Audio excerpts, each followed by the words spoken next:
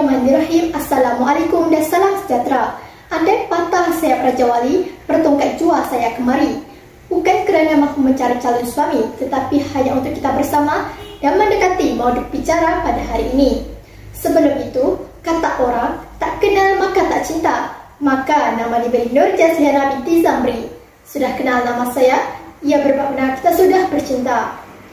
Saya merupakan pelajar jurusan awam di Sekolah Menengah Teknik Johor Bahru. Sebagai pelajar yang aktif dalam bidang co-curriculum, saya telah diberi amanah untuk menyandang jawatan sebagai naib pengerusi bagi kelab agama Islam, bendahari bagi rumah sukan, manakala naib bendahari bagi kelab bola baling dan juga naib setiausaha bagi Persatuan Kadet Remaja Sekolah.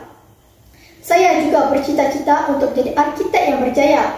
Oleh itu, saya akan pastikan saya genggam bara api biar sampai jadi arang agar seiring dengan idola saya, iaitu Tan Sri Dato' Esa Mohamad.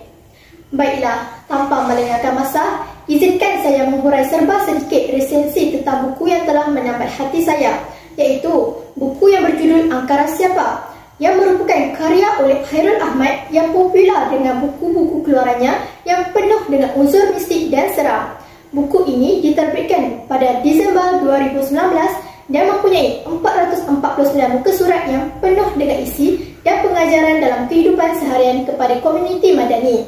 Terdapat beberapa babak yang menarik perhatian saya. Antaranya ialah seorang gadis bernama Kasturi yang mempunyai wajah yang bodoh dan buruk yang sering diperlekikan, dimaki dan dimalukan di khalayak ramai. Tidak cukup dengan itu, Kasturi turut dinodai. Oleh itu, dia mencari jalan singkat untuk menjadi cantik dengan mempelajari ilmu pendukunan atau lebih dikenali sebagai ilmu hitam.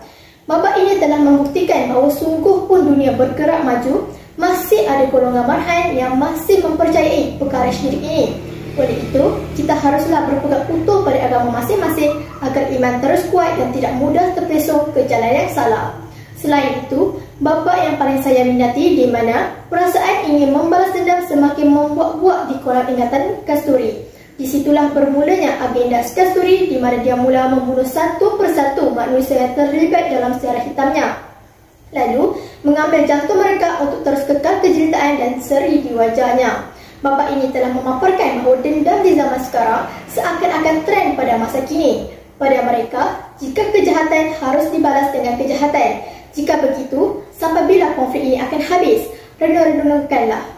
Oleh itu, janganlah sesekali kita memupuk sifat balas dendam dalam diri agar tidak mencetuskan pergaduhan sekaligus dapat mengekalkan keharmonian perpaduan.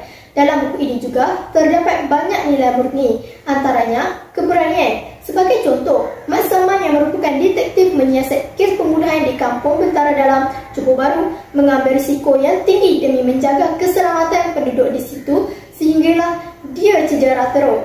Selain itu, ialah belas kasihan. Setelah diperlakukan sebegitu rupa oleh Kamil dan kawan-kawannya terhadap Kasturi, dia telah melarikan diri ke Ledang. Di situ, Nek Piala yang menjaga Kasturi dengan baik dan jadikan Kasturi anak angkatnya.